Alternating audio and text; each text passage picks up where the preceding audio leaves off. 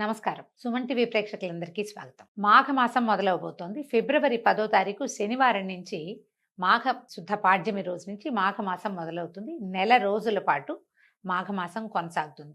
నెల అని చెప్తాం కానీ 30 రోజుల కంటే ఒక రోజున్నర ముందే మాఘమాసం వెళ్ళిపోతుంది.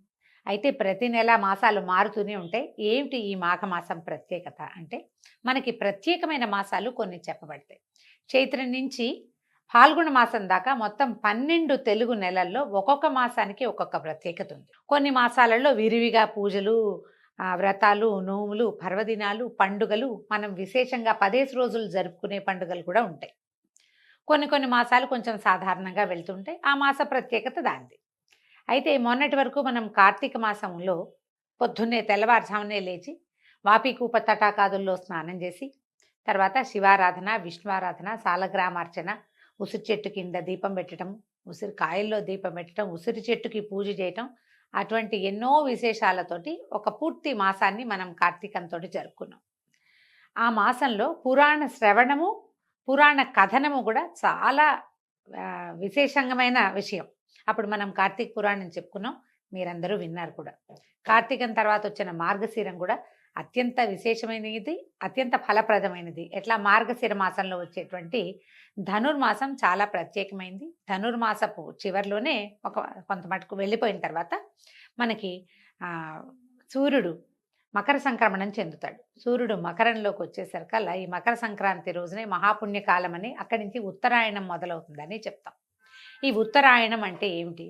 సూర్యుడు తన నడకని కొంచెం కొన్ని డిగ్రీల ఉత్తరం వైపుకి వాలి నడవడం మొదలు పెడతాడు. ఈ నడక వాలి మొదలుపెట్టే కాలం అత్యంత ఫలప్రదమైన కాలమని, ఉపాసనా కాలమని చెప్తారు. అయితే దీంట్లో ఈ సూర్యుడు నడక మొదలు పెట్టంగానే వస్తున్నటువంటి లేదా మధ్యలో ఉన్నటువంటి పుష్యమాసము శూన్యమాసంగా చెప్పబడుతుంది. సూర్యుడి నడక మనకి చాలా ముఖ్యమైనప్పటికీ పౌష్యము సగం ఉన్నది కదా, ఇంకా అదేమో శూన్యమాసంగా చెప్తారు. శూన్యమాసం వెళ్ళిపోగానే మొదలయ్యేటువంటి ఈ మాఘమాసము చాలా విశేషమైనది. ప్రత్యేకమైన పర్వదినాలు ఉన్నాయి. మాసం అంతా కూడా సూర్యారాధన చాలా విశేషంగా చేయబడుతుంది. సూర్యారాధన ఎట్లా చేయాలి, సూర్యుడికి ప్రత్యేకంగా పూజ చేసే విధానాలు ఉన్నప్పటికీ ఏ విధానము తెలియని వాళ్ళు కూడా సూర్యుడిని సులభంగా ఉపాసన చేసుకోవచ్చు. ఉపాసన అనగానే అదేదో పెద్ద బ్రహ్మాండమైన విషయంగా కనపడుతుంది, వినపడుతుంది, కానీ ఏమీ లేదు. పొద్దున్నే స్నానం చేయటం, సూర్యుడికి ముఖం చూపించటం, చూడడమే. ఎదురుగుండా సూర్యబింబానికి ఇలా ఆయన ఇట్లా బయటకు వస్తూ ఉంటాడు. మనం చక్కగా ఎదురుకుండా నిలబెడతాం. సుస్నాతులై చక్కగా స్నానం చేసి, దీనికోసం మళ్ళీ మనం నదికో వాపీకూప తటాకాదులకో వెళ్ళక్కర్లా, ఇంట్లో స్నానం చేసినా సరిపోతుంది. వాపీకూప తటాకాదులకి ఏదైనా నదీ స్నానము, సముద్ర స్నానము చేస్తే మరింత ఫలప్రదము, విశేషము. చెయ్యలేకపోయినా తప్పులేదు. ఇంట్లో స్నానం చేసిన సూర్యోదయం అవ్వగానే సూర్యబింబాన్ని చూసి, మనకి అవకాశం ఉండి కుదిరితే ఓ చిన్న రాగి పాత్రలో కాసిన మంచినీళ్ళు తీసుకుని అందులో ఓ తులసి దళమో, 2 అక్షింతలో, ఓ చిన్న పువ్వో వేసి సూర్యుడికి ఆ చెంబు చూపించి నమస్కారం చేసి, ఆ చెంబులో ఉన్న నీళ్ళని సూర్యుడి కోసం అర్ఘ్యమిస్తున్నట్టుగా భావించి, మంత్రాలు వచ్చిన వాళ్ళు మంత్ర విధానం చెప్పుకుంటారు, మనకి రాదు, మనం ఇలా చేయొచ్చు. ఏదైనా పచ్చని చెట్టులో ఆ నీరుని సూర్యుడికి చూపిస్తూ గనక పోసేస్తే సూర్యారాధన పూర్తయిపోయినట్టే. మీరు విశేషంగా చక్కగా పాలతోటి పాయసం ఉండి నివేదన పెడతాము అంటే మహత్తరంగా ఉంటుంది.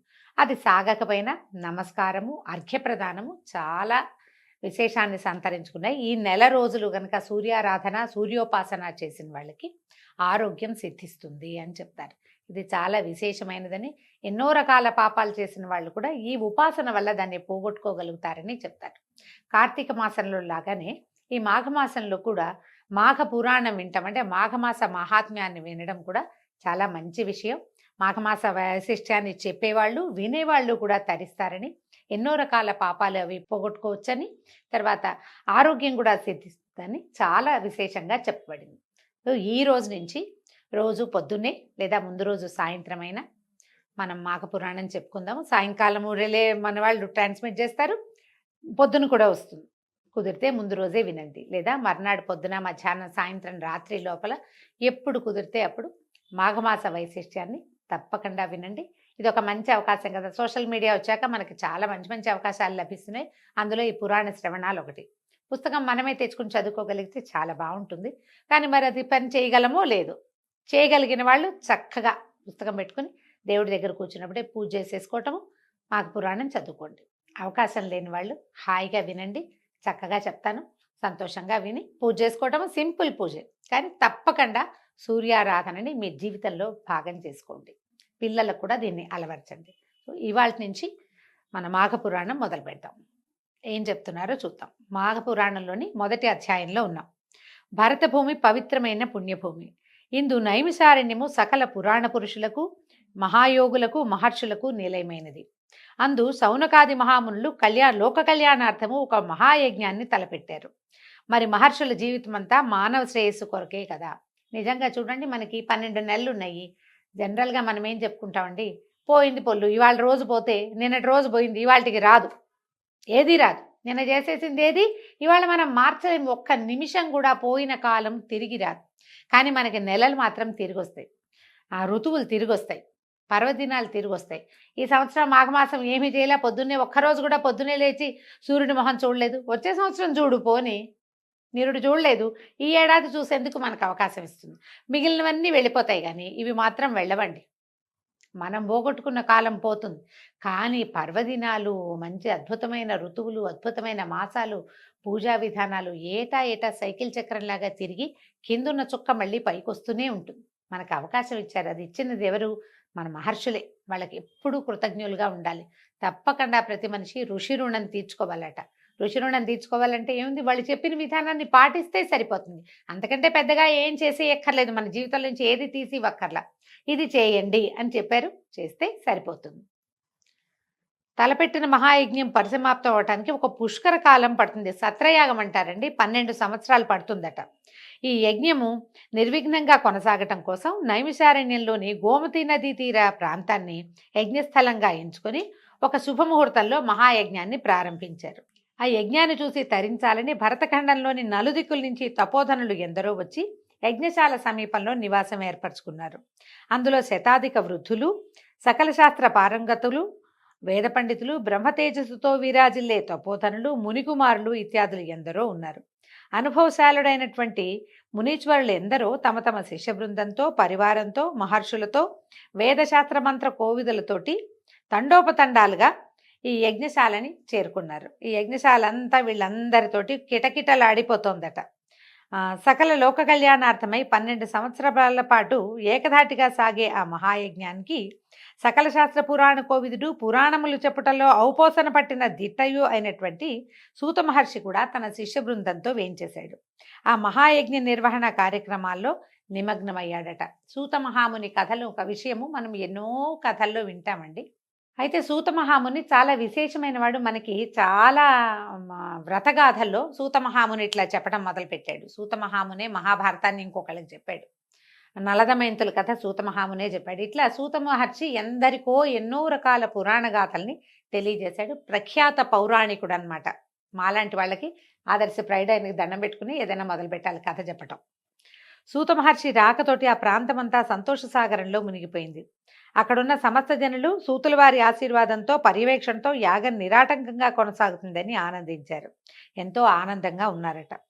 ఈయన చాలా పండితోత్తముడు, వేదశాస్త్ర ఇతిహాసాది సమస్త విద్యల యందు ఆరితేరినవాడు, ఆమూలాగ్రం సకల శాస్త్రాలు తెలిసినవాడు. ఇవన్నీ కూడా కరతలామలకాలట. ఆయనకి చేతిలో ఉన్న ఉసిరికాయలు లాంటివన్నమాట. వారి ముఖం నుంచి నిత్యము బ్రహ్మతేజస్సు ప్రకాశిస్తూ ఉంటుంది. ఆయన నిత్య మందస్మిత వదనారవిందుడు, ఎప్పుడూ చక్కగా నవ్వుతూ ఉంటాడట. బహుముఖ ప్రజ్ఞాశాలి అయినటువంటి సూత మహర్షికి అక్కడ ఉన్న వాళ్ళంతా అనేక నమస్కారాలు చేసి స్వాగత సత్కారాలు చేశారు. ఆయన్ని వేనోళ్ళ పొగిడారు. నీ వల్ల నీ రాక మాకందరికీ ఆనందదాయకంగా ఉంది, నీ వల్ల ఈ సభా వేదిక అన్నీ పావనమైనాయని పదే నమస్కారాలు చేసుకుంటూ ఏమన్నారంటే, ఇంత రోజుల నుంచి మేము ఇక్కడికి వస్తూ నువ్వు వస్తావని ఎదురు చూస్తున్నాము, నీ నుంచి ఎన్నో విధములైనటువంటి పురాణ గాథల్ని తెలుసుకోవాలని ఉవ్విళ్ళుడుతున్నాం, మమ్మల్ని ఆశీర్వదించి మా అభిష్టాన్ని నెరవేర్చండి అని చెప్పారు. ఉదయకాలం అంతా యజ్ఞంలో మునిగి ఉండేవాళ్ళు. సాయంకాలం పూట ఈ పురాణ గాథా శ్రవణం జరుగుతూ ఉండేదట. ఆయన వాళ్ళందరి కోరికని గ్రహించి, జనులారా, లోక కళ్యాణార్థం ఇంతటి మహాయజ్ఞాన్ని తలపెట్టడం నాకెంతో ఆనందాన్ని కలగజేస్తోంది. ఇది ఎంతో శ్లాఘనీయమైంది. యజ్ఞ విరామ సమయంలో మీరు నా నుంచి పురాణ గాథలు వినాలని అనుకోవటం కూడా చాలా అభినందించవలసిన విషయము. పుణ్యకార్యములందు పురాణ ప్రవచనములు చేయుట మిక్కిలి పుణ్యదాయకము. మిమ్మల్ని అందరినీ నా శక్తి కొద్దీ పురాణ ప్రవచనం చేసి తృప్తిపరచగలను. ఇదే నా విద్యుక్త ధర్మం.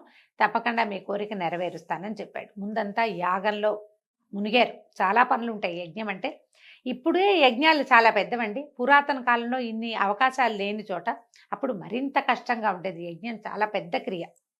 సంతోషించి సౌనకాది మునులందరూ కూడా సూత మహర్షిని అర్ఘ్యపాద్యాదులతోటి పూజించి తగు రీతిన సత్కరించి ఉచితాసనం మీద ఆసీనుల్ని జయించారు.